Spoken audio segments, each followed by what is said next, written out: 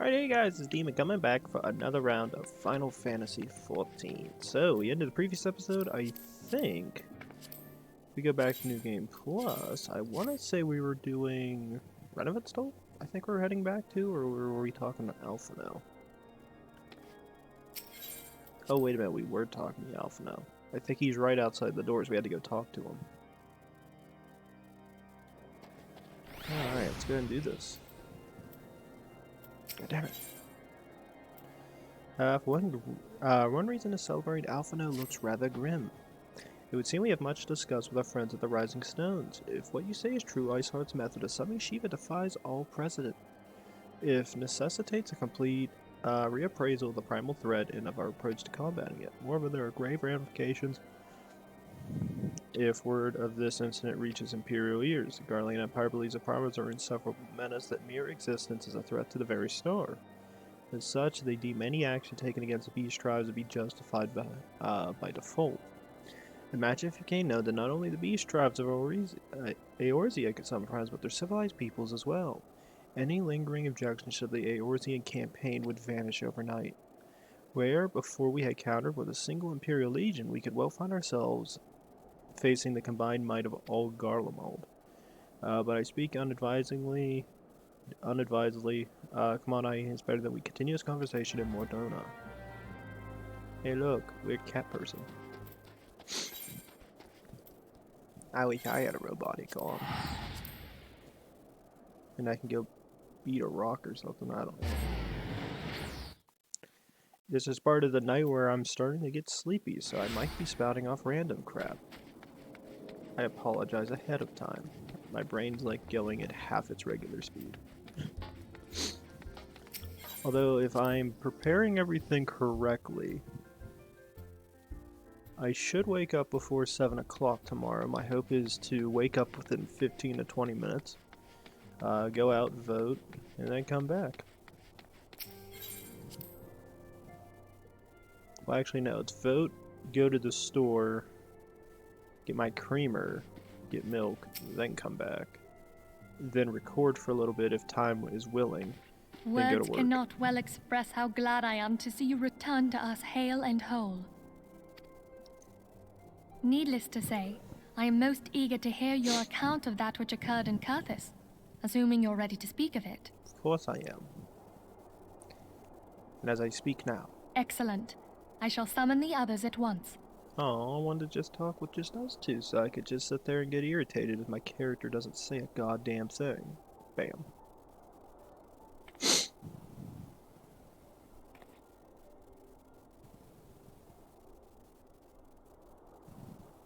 Iceheart used her own body as a vessel for a primal soul?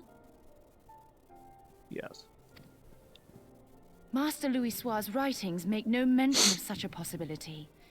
Can we be certain this entity was a primal? As certain as we can be that good King Mogglmog XII was a primal, I should think. Both were ostensibly summoned. Let's not quibble over definitions. Of more concern is the implication that Iceheart retained her will, even after she was possessed. We are talking about a mortal, wielding the power of a primal. It can't possibly be that easy, can it? There must be some sort of sacrifice required. Or maybe she's just special? I'm special. What qualities this woman possesseth, I know not.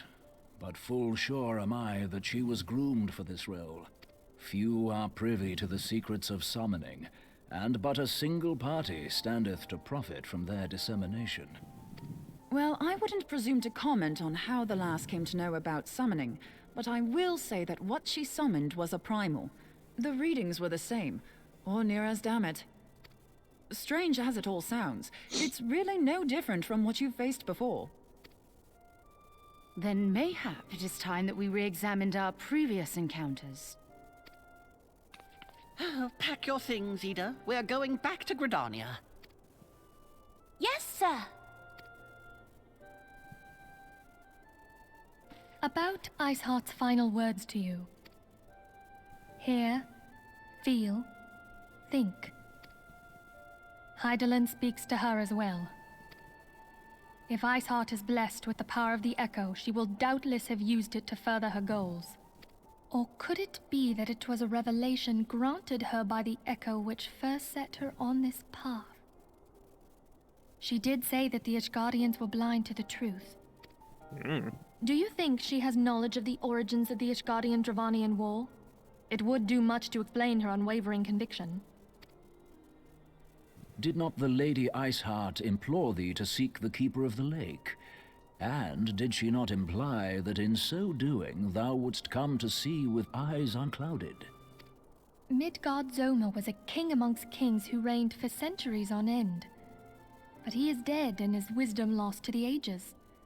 Unless the Ishgardians' fears are well-founded. It would seem we have yet another reason to stand watch over the Keeper of the Lake. For a mercy, we are well positioned to do so. Iceheart, Shiva, Ascians, and Midgard-Zoma. I shudder to think how they're all connected.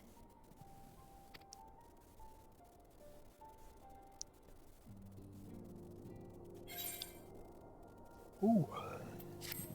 There's the yawn. Alright. I mean to scour the annals for knowledge of Midgard's given his great age, I dare say he appears in more than a few. Do you hear that? The commotion outside? Would you see if aught is amiss? Oh, why wouldn't I? Go speak to Halfano, see what all hell's breaking loose about. Alright, somebody died.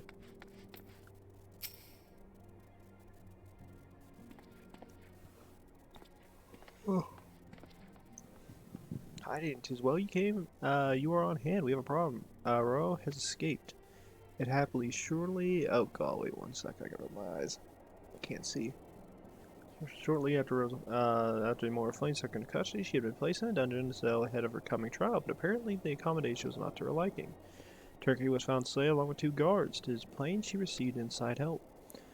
Citizens report seeing herself quitting the city via the Gate of Nold with a bloodied spear in her hand. She makes for Castrum Miranium. I am certain with her fate in Eorzea as good as steel, what recourse she has of lead the Imperial Masters. Even with speed, Captain Ilbed and the first are hot upon Royal's heels. Pray make haste to Camp Blue Frog and join the hunt. Yeah, no problem about that. Hey, you guys have something to add? True young leaders can be more amenable to new ideas, and again, their lack of experience and influence can hinder their ability to enact reforms. I do not fault Sir Emmerich for being less than forthcoming with his beliefs. Not even the Highborn are beyond the reach of the Inquisition. It's little fortune and far less fame being a receptionist, but one must be realistic. I'm not reading the rest of her stuff. Yeah, I thought I had prepared her enough meals for him, but the others were most hungry. How come I don't get anything? What happened to Thancred? Hey, I'm just gonna say you're pretty, oh yeah, you're alright.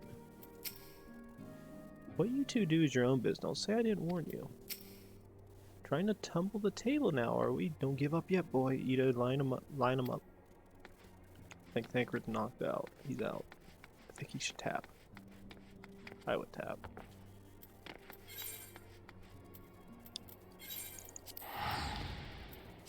Alright, now we're on the run, the Blue Fog. Have we traveled here yet? Oh, I don't remember. Yes? Yes. Okay, we're in clear. Oh yeah, because we had to go up here to Praetorium. Oh bad. My thanks for coming, son. I have spoken with the soldiers here. They say the royal walked through the camp bell ago. Aye, she walked right through. Did you not mishear? We have Rabon's decision to keep the matter secret to thank for that. Bad for morale, he said. As a result, not a single flame in the garrison made any attempt to detain her, and so here we are. Royal may not be allowed to reach Castrum Mirandium. Okay, why don't we face this way? We make it the other way. I'm trying to think, did we destroy this place? So why the hell would there still be guards heading here? They're like, we're going to guard this place. Why? We destroyed it. Damn it. How did you know I can't see? I'm blind. The freaking generals were like, "Don't worry, dog, we got this." It's just like half the freaking fortress is gone, but we'll still guard it. What about Deval? It's like, they'll wall for you.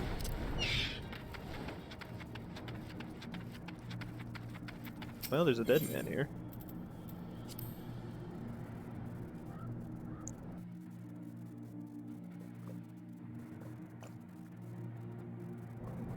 Oh my god, I love that milk. Trenched with his rifle, he threw himself at us as his mistress might escape. She didn't blink when we cut him down, not even when he started screaming. No loyalty even to our own, the goddamn harpy. With me, Scion, we almost have her. Are we just gonna kill her?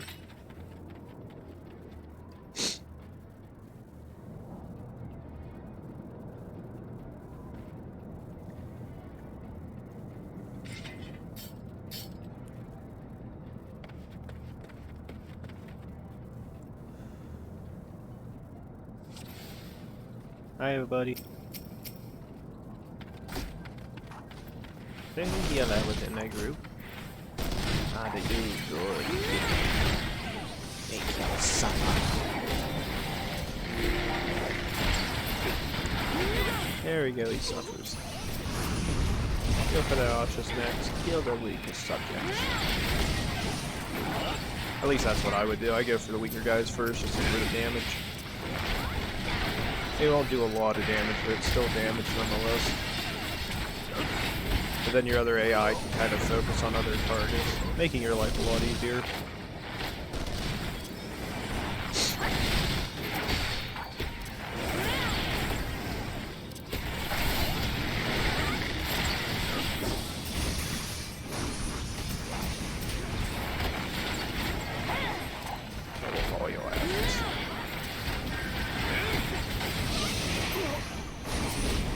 The hand guys are back. That's convenient.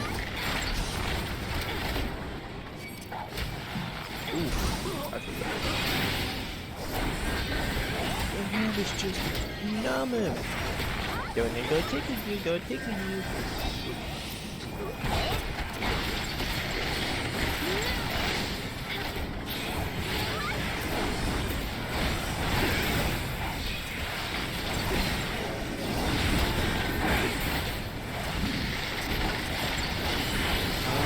Out useless. Because what that'll do is that'll give me my ability to do random death as many times as I want. Which will do even further damage the longer.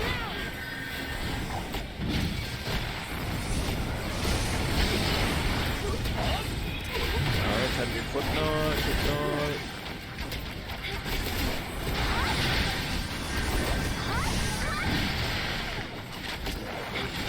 Those bitches are all taken care of. Just gotta kill the Colossus. They spawn another group.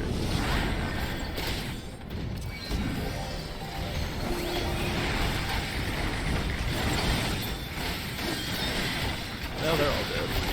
Gotta quick knock the rest of them.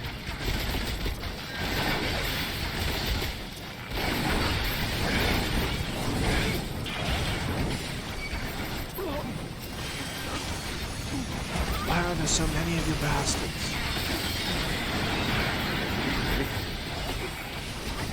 You're eating all them.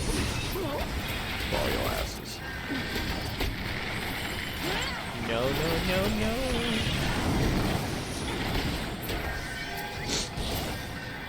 Alright, this bitch is all dead.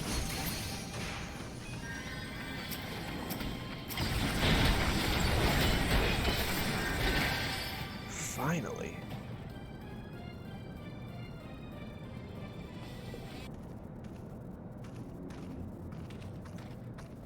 I'm not gonna say what I was thinking. Bind tight and do it, we're tight. Yes, sir.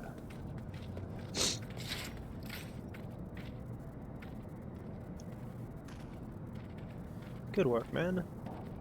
Congratulations. Congrats on order. Good. She and her pure cronies pushed us close, but we are better. Behold, a respected officer of the Immortal Flames. People looked up to you as one of the Order's founding members, one of its pillars. It saddens me to see you fallen so low. What would you know of a low You, a spoiled little lordling who has never known any want. People such as you take wealth and birth for granted. You think it your God's-given right to rule over others. You know not of our plight, the injustice that we lowborn as guardians must endure. To noble lords and ladies, we are not people but resources to be consumed. I did what I had to do to survive, stealing, killing, even whoring myself. It is no fault of mine if fools imagined me a paragon when I joined the flames. Here you tell, one would think you were the only person ever to have suffered. In case you've forgotten, Reborn himself was born into poverty, as was I. We lived hand-to-mouth, with little more than the shirts on our backs. Hunger was our constant companion. Yet never did we bemoan our lot in life, nor did we grudge others their fortunes. We accepted the hand that we had been dealt and played it to the best of our ability. Life was a battle, aye, but no matter what fate threw at us, we took it to the chin and came back for more. Everything we have, we fought for. How are we different, then? 'Tis true that we were both mercenaries of lowly birth, and 'tis true that we both had our fair share of struggles. But whereas I sold my sword, you, Marshal, you sold your comrades. If life taught me one thing, it is that you never betray your own. I would sooner cut off my own arm than raise a hand against a friend. But enough talk. You will return to Ul'dah to face justice and the people whose trust you have dragged through the gutter. Wow.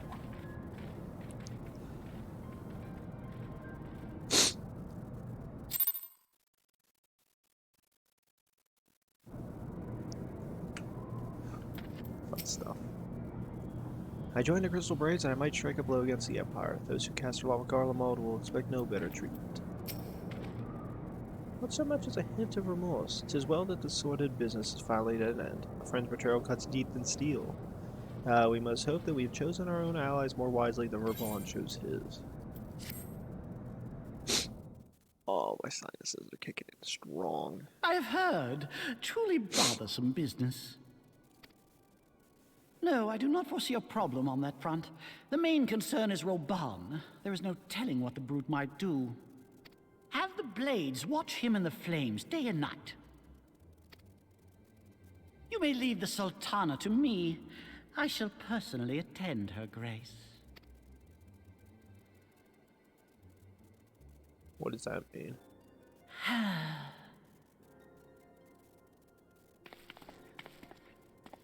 Sever one of the East Aldenard trade routes. That ought to keep Lolorito occupied for a while.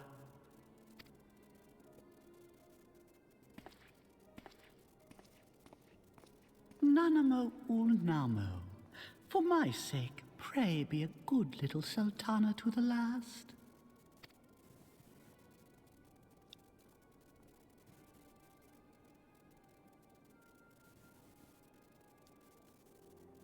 That does not sound good at all.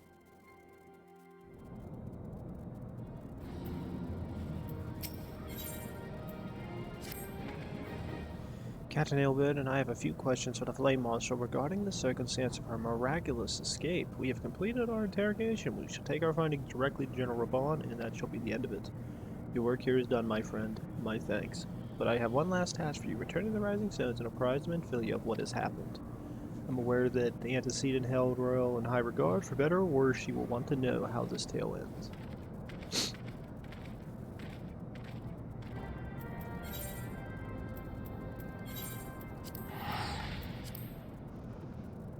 Ah, my nose. The worst part about like your sinuses from allergies acting up is that burning feeling you get in your sinuses, and then all the freaking sinus pressure. Worst feeling in the world.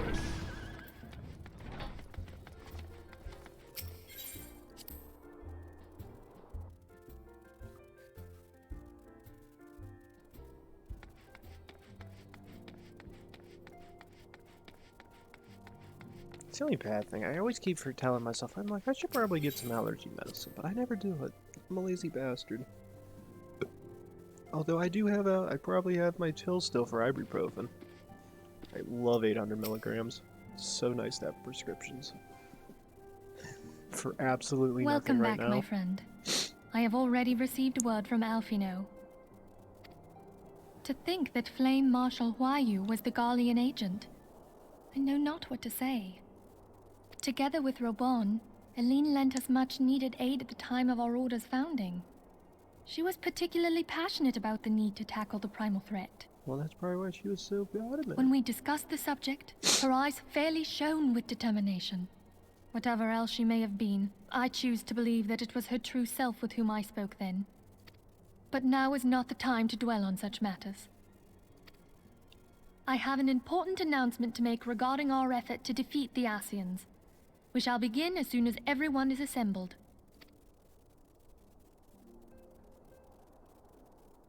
I want to die.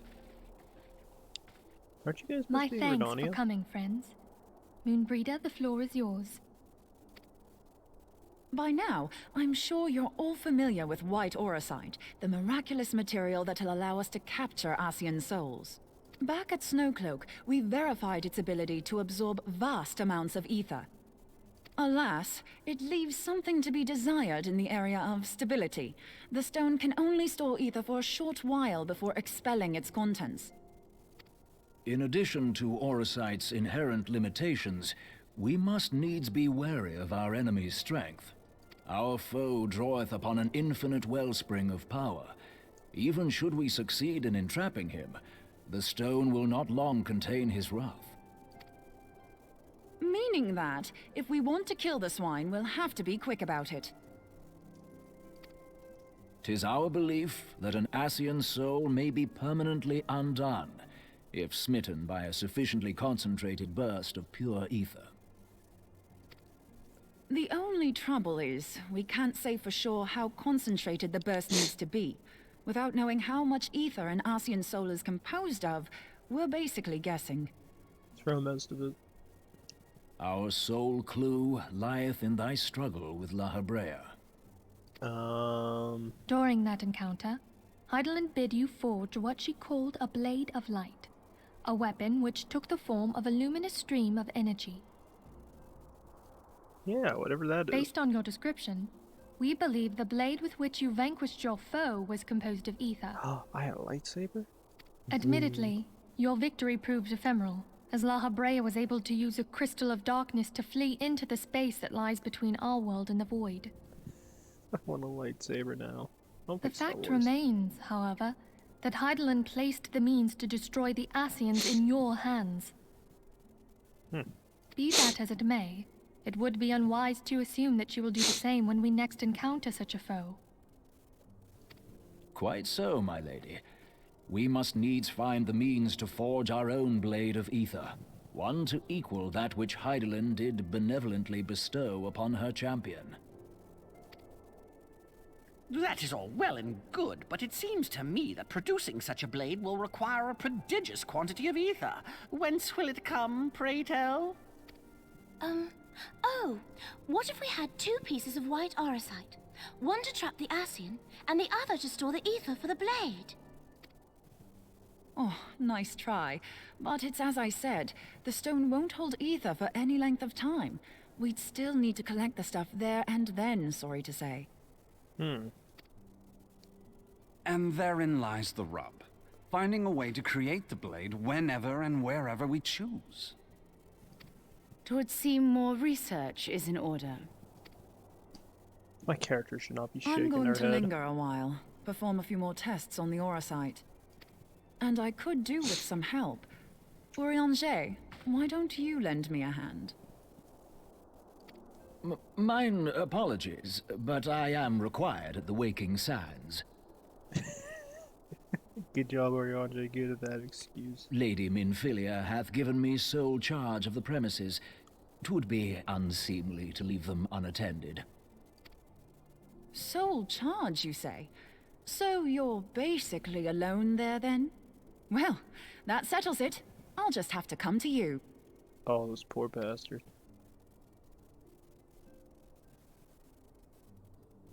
That is not the expression I expected him to have. I expected him just to have just put his head down and just start crying. While you were afield, word arrived from the Garlean motherland. Oh, and the Garlean motherland. You will recall that a survey party was dispatched to investigate the incident at the Isle of Val. What they discovered was troubling, to say the least. According to the report, the Isle has been erased from existence. 'Twas as if a hole had been torn in the very fabric of reality. Aye, Yet the mystery endeth not with the isle's disappearance. It hath come to light that a number of scholars in various other locales were reported missing at a similar juncture. What's more, they all had something in common with the head of the students of Baldesion. Every last one of them was researching a phenomenon called dimensional compression, or the rejoining as the ancient texts call it. I'll be damned if that's a coincidence. All indications suggest Ascian involvement, but I sense that a force greater still is at work. The entity the Dark Beings call the One True God. We must pray that my dear friend Kryl regains consciousness soon. If she bore witness to the Isle of Val's final moments, she may be able to shed some light on this mystery.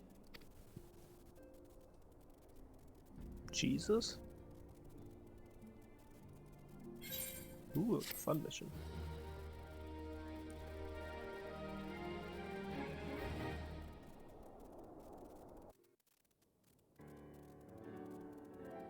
Okay, we're back at this. I'm intrigued. Following the Calamity, the forces of the 14th Imperial Legion entrenched themselves in strategic locations across Eorzea. So swiftly did they accomplish this, it was suspected that they had received help. To think that it came from Huayu, my right hand. There is more. We have reason to believe that Huayu didn't deal exclusively with the 14th. She also answered to a higher authority in Garlemald. Ooh. But this higher authority could not have been the Emperor. By consenting to the media project, Solus Zos Galvus showed himself to be more concerned about preventing the spread of primal influence than claiming Eorzea for the Empire. He would happily have seen the lot reduced to ash. We believe a number of high-ranking figures within the royal household were against the decision, but that they knew better than to oppose the Emperor openly. Of course, this didn't prevent them from making clandestine provisions, in which Huayu played a part. Alas, these provisions did not prevent Dalamud from falling, and the ensuing chaos changed the face of the realm forever. Yet Eorzea survived. To all intents and purposes, the Meteor Project had failed, and the Empire was left to rue its lack of a decisive means to eliminate the primals. Until, that is, it stumbled upon the Ultima weapon. Even before the accursed thing was dug up, it seemed to me the 14th had the might to overwhelm our weakened armies. Yet they chose to hide behind their walls. Why? The Black Wolf was wary of making the denizens of Eorzea desperate, lest more primals emerge to bleed the land. The discovery of the Ultima weapon, however, emboldened him to resume his war of conquest in earnest.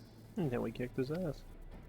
But there was one in Garlemald who believed that Van Belsar's actions were premature. One who stood higher in the Imperial Army's chain of command. He ordered the Legatus to halt his advance, only to find that the Black Wolf had slipped its leash, and that the 14th now acted alone. In a bid to bring Van Belsar to heel, he used the agent he had planted in Ul'dah prior to the Calamity to undermine the Legion's efforts. A man who outranks Van Belsar, yet opposed the late Emperor's decision to annihilate Eorzea. This could only be the former High Legatus of the Garlean army, now known as Emperor Varus Zos Galvus. So he was Huayu's true master. But one of several in actual fact. We've learned that even as Huayu served the Empire's interests, she sold Imperial secrets to a certain faction in Eorzea. In so doing, she helped to maintain the status quo, thus prolonging the conflict.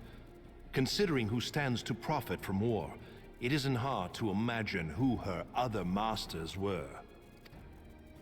Seven hells! You mean to say that she was a double agent? Triple, if you consider her services to Van Belsar and the new Emperor as separate.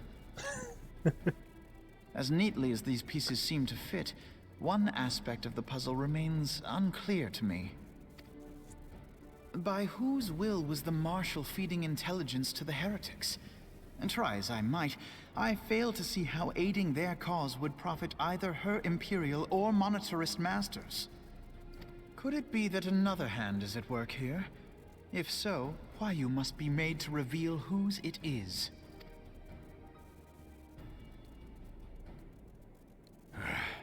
Not only have I lost a trusted friend, now I must interrogate her as a stranger. Not a pleasant task, I grant you, but a necessary one. Unless we weed out the ivy, root, stalk, and stem, it will simply grow back. I mean, he's not wrong. I know that full well. Those closest to Huayu have already been detained, and I will question them alongside her. General, pray keep in mind that there may be unwitting abettors among them. Ooh. All will be treated fairly. On that you have my word. Those who are innocent have no cause to fear. Oh, they have cause. You have ever been a friend of truth, General. I hope the unpleasant task of weeding out falsehood will not detain you too long. Though it be for the sake of Eorzea, doubting one's comrades is poison to the soul. And with that, I take my leave.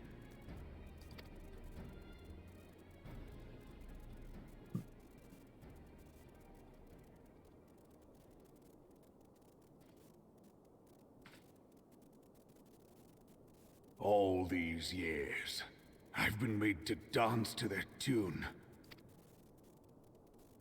How could you, Huayu? How could you side with them? Those cankers who take from this land and give naught in return, who use their power to disempower and grow fat while the people starve. I know you can hear me, monetarist scum! Your crimes will not go unpunished! One day I will purge this land of your sickness!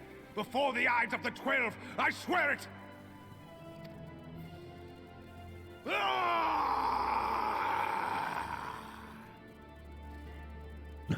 Reborn does not play games.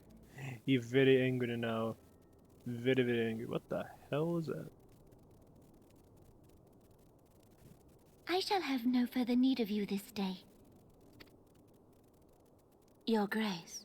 Oh, I thought it was gonna be like Reborn sitting in like a tiny little chair having tea with her.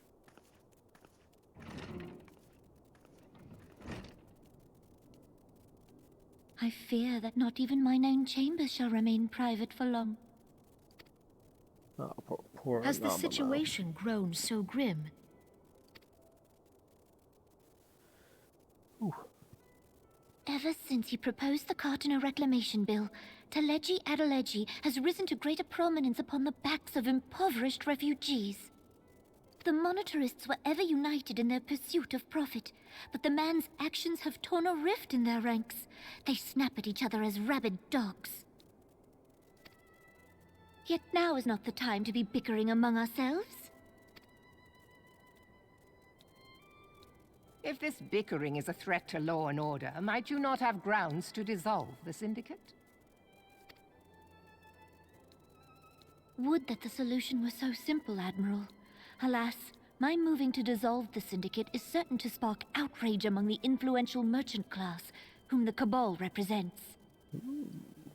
This would serve to exacerbate the current unrest, and peace would slip still further away.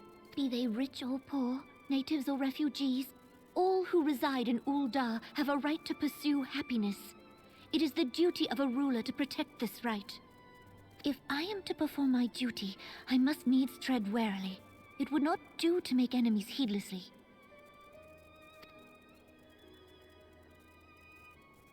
Were Lord Lolorito here, he would doubtless say that I have my head in the clouds. A ruler is required to take a wide view. Try as we might to cater to all needs, some will inevitably be overlooked. As such, there shall ever be citizens who feel aggrieved. It cannot be helped. But as you have informed us, the monetarists take no view but their own. They hunger for power while the masses starve. In the absence of a common cause, it seems beyond any one individual to make Ul'dah whole.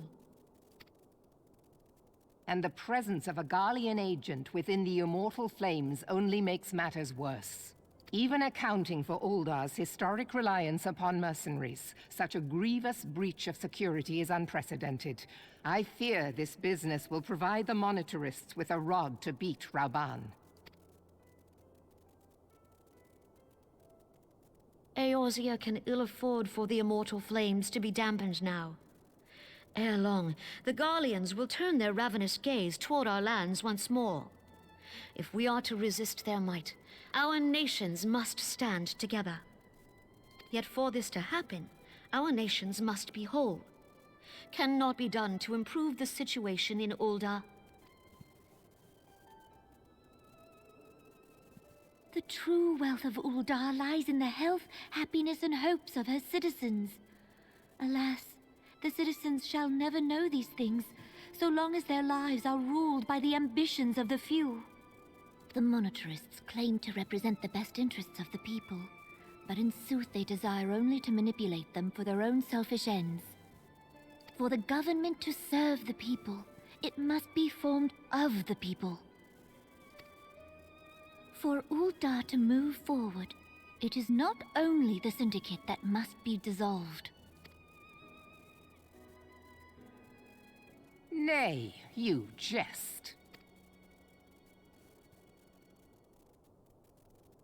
My friends, it was for no other reason than to make known to you mine intent that I requested your presence here.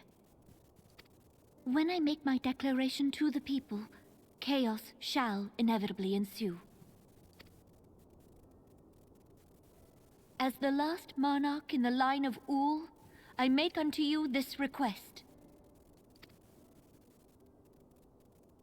Help Rauban to preserve order and protect the people. Forsake them, and you forsake yourselves. For a strong Eorzea will ever have need of a strong Ulda.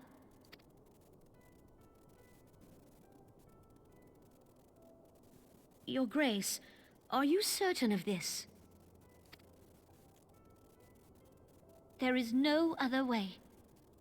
When the time is ripe, the nation shall become a true republic. Both royalists and monitorists shall cease to be. Ulda will no longer belong to kings or queens or merchant princes, but to her people.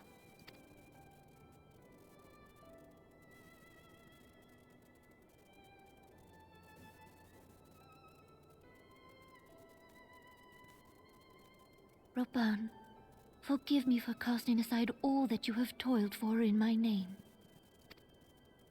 Beyond this gesture, I am powerless to help my subjects.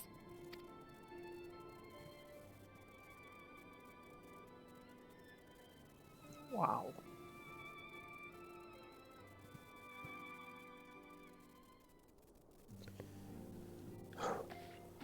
Well, with that, guys, I think, unfortunately, I have to cut this episode here. Yeah, unfortunately, I do have to end it. We're well over 30 minutes. I think we're nearing a 50-minute episode. Because of that, I have to cut the episode right now. When we get back, everybody, we're going to talk to Minfilia, see what she has to add. And besides that, we'll see where we're going next. So with that, we got a big revelation. Looks like the Sultana is seeking to end the Syndicate and renounce her reign on the throne. And perhaps form a republic in Ulda and make preparations for the inevitable problems that will result from it. A lot of crazy stuff. I actually forgot a lot of this happens. So with that, all I have to say is this. Please like, subscribe, leave a comment down below. We come back, ladies and gentlemen. For me, it'll be tomorrow. For you, it'll be tomorrow. We'll come back to this, play some more, and see what the hell goes on with the story for even further. So I will see you guys next time. Thanks.